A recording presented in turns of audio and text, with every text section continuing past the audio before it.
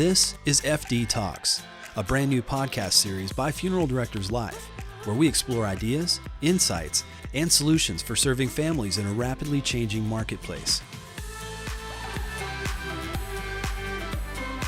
Well, hello everyone, and welcome again to FD Talks. This is our first episode of 2022, and if 2021 and 2020 have taught us anything, they've taught us that technology really has been kind of taking off in the past 2 years, and particularly video technology, conferencing technology, and live streaming technology. So that's one of the things that I wanted to talk about today on our episode. We have with us Ron Clyde. He's our Director of Special Projects here at Funeral Directors Live. Ron, welcome. Thank you. Thank you, Rob. So, Ron, you have a little bit of experience with consumer demand for technology, particularly when it comes to video and video conferencing and live streaming. Let's talk a little bit about some of the challenges that you're seeing today. Well, like any new technology, there's an adoption period, and live streaming in funeral homes has been around for at least 10 years, but it really hasn't been adopted. Well, here comes COVID, and people don't have a choice. COVID is the catalyst for live streaming in the funeral home.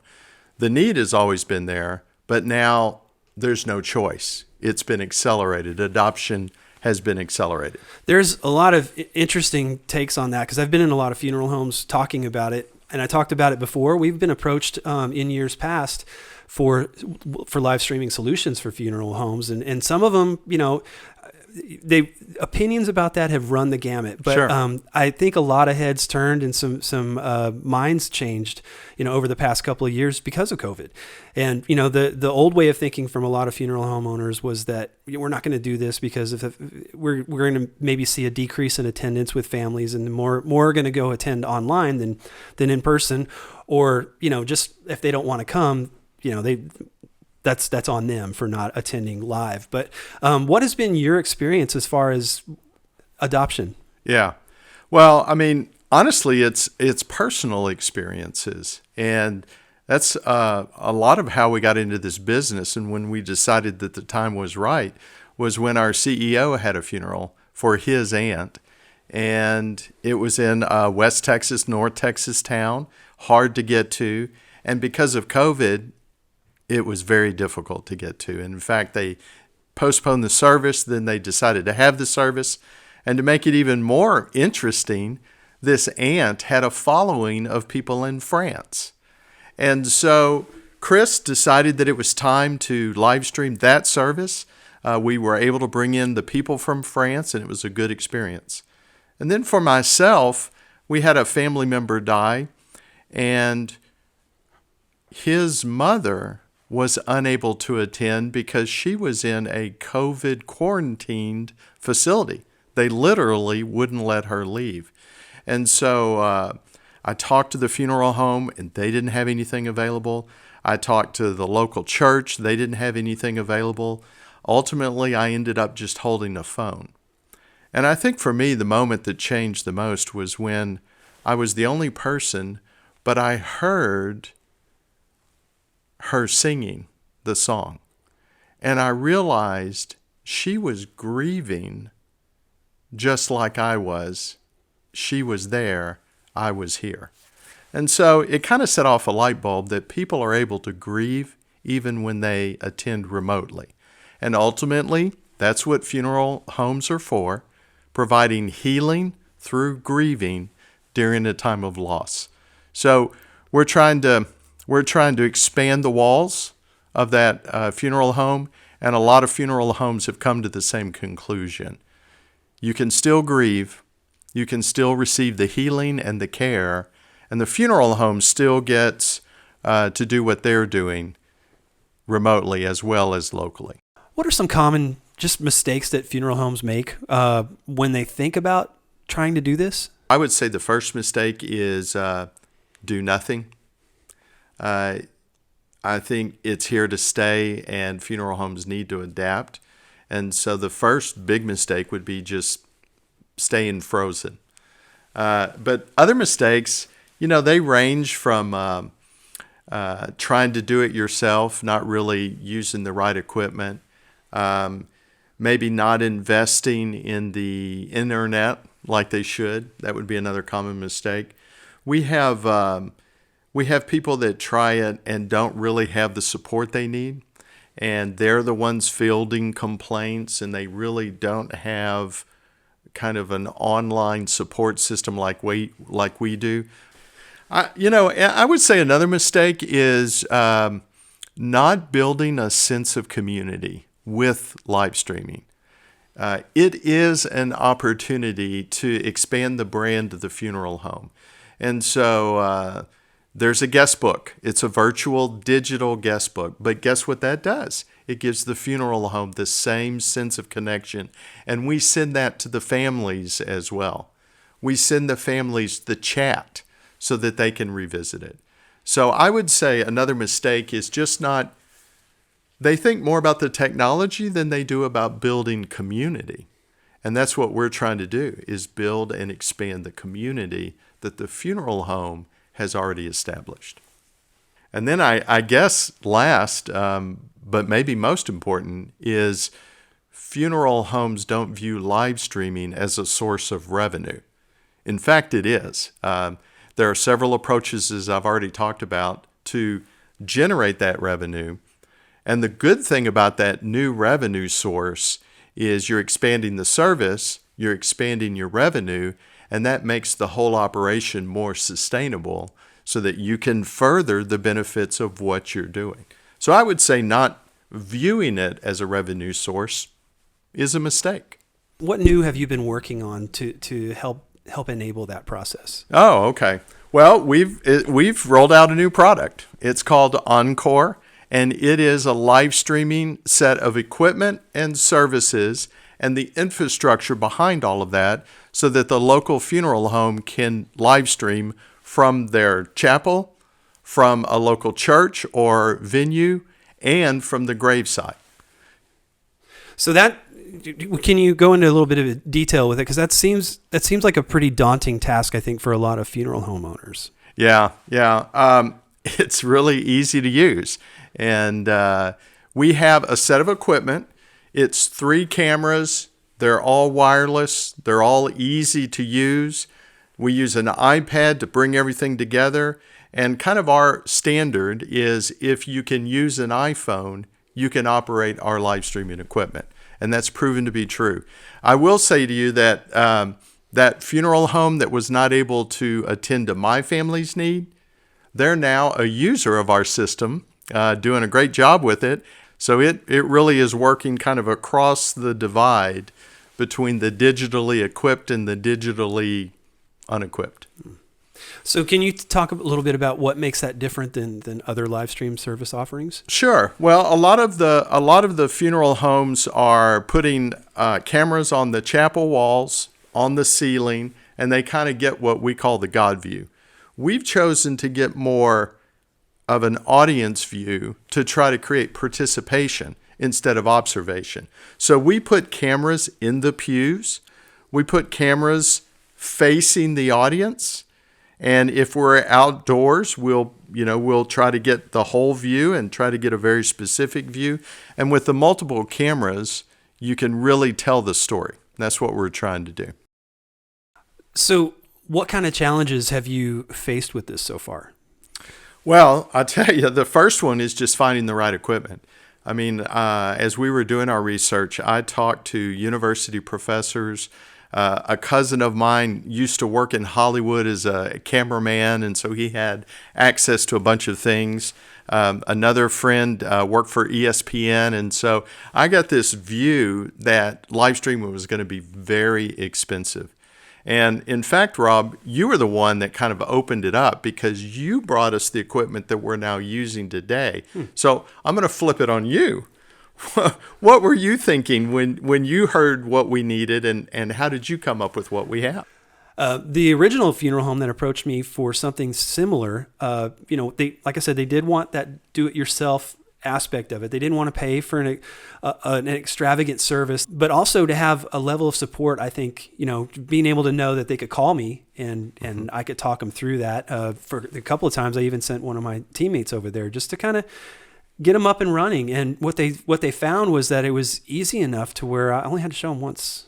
I understand that you guys have done a lot of the back end stuff, the complicated stuff with servers and well, I don't even know that language. That's beyond what I do. But talk about that a little bit. Right. And we've worked all of that out so that the funeral home, with the touch of one button, is basically able to connect to the world. And I'll tell you, in just a couple of months of use, we've had every continent except Antarctica attend one of our funeral home services. We have the Far East. We have a lot of countries in Europe. We've got some countries in Africa and South America. And they're able to attend because of this infrastructure that we've tapped into. Another one of the concerns that I remember talking about was cost. I'm going to talk a little bit about that. Well, it is not free, but the good news is everybody who's using it right now, most everyone, is making money with it. And we have about 8 different ways that we recommend you charge for it. And it depends upon your market share, it depends upon your competitive analysis, and it also depends on what you want to do in the community. So you may want to give it away for free. You may want to charge for the service. You may want to include it in your general packages. There are a number of ways to go about it. But our advice is that you sustain live streaming by making sure you get revenue for it.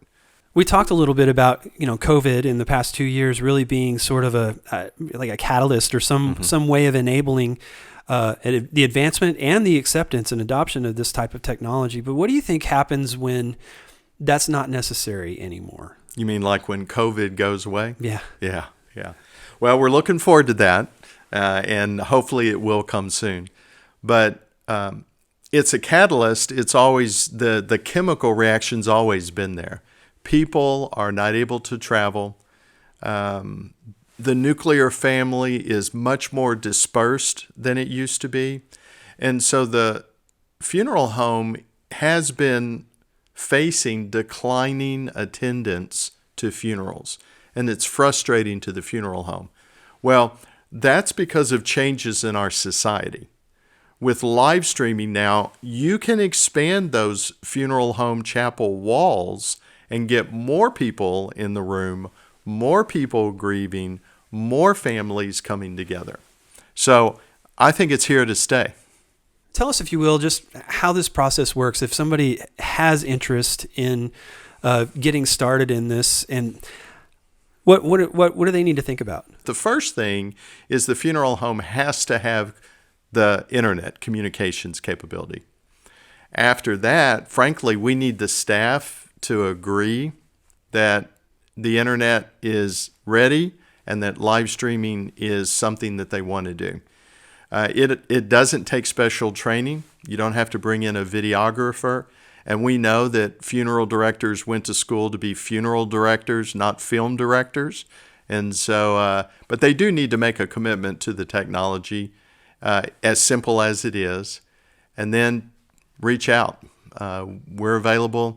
Our local field is ready to go, but we also have a staff put together to talk you through it, train you, support you, and provide monitoring and things like that. The funeral itself is interesting from a live streaming perspective. We provide chat. Well, what happens if maybe there's a family member that shouldn't be on a chat? And or do you want chat at all? There are various privacy concerns. And so we've set up a lot of versatility in the technology that allows the funeral director to plan the live streaming service to the wishes of the family as well. We monitor it for quality. We make sure that the audio is good, the video is good, and we also monitor the chat in case, it gets out of hand. So as we get close to wrapping up here, do you have any success stories or any just feel good experiences that you've had with this so far? Well, if I can get personal, my mom passed away in June, and we had her service in July. So let me just tell you how it felt on my end. I was the patriarch. Both my mom and dad have passed, and so I was shaking hands and I was consoling people and I had to speak. So on the day of the service, I had my game face on. Well, so there were two things that live streaming did for me. First, we had 80 people in the room, and we were really grateful for that. We had 60 people online. And so when I think about my mom's funeral, I think that 140 people attended her funeral. And that's much more important to me than the wood on the casket. I felt like my mom was loved, and I felt like live streaming enabled that. Okay, that was number one. Here's number two, and this one kind of caught me by surprise. I was watching the video for quality assurance, just in my job. Well, that's when I grieved. I started bawling like a baby because during the funeral, I had to have my game face on. But when I watched the video afterwards, that is when I grieved. And so we provide the video to the family. We provide it to the local funeral home. Some of those funeral homes are using it to generate revenue. Others are, it just depends on what the funeral home is trying to achieve. But we've had watch parties. We've had people at the end of the funeral go to the funeral director and say, we're going home. We want to watch the funeral. And so the video on demand has actually been a benefit as well. That's good stuff, Ron. Ron, I appreciate you coming in today. You have any parting thoughts before you go? I mean, I want to make sure that everybody knows how to reach you if they have any questions. Yeah, I guess what we've learned is live streaming's here to stay. It really can be a vital and important part of all the funeral homes in America, and it's kind of it's the way it's going to be. So I just encourage everybody to get involved, do your research. If we can help, let us. We just really think that it's the right time to expand the walls of your chapel. Well, Ron, once again, thanks for joining us today. This has been a pretty good conversation. I think I know a lot of funeral directors who have been trying to do this and maybe have been making some of those mistakes that you were talking about. Hopefully this is good information for them. I'd like to thank everyone for watching, and we'll see you next time. Thanks.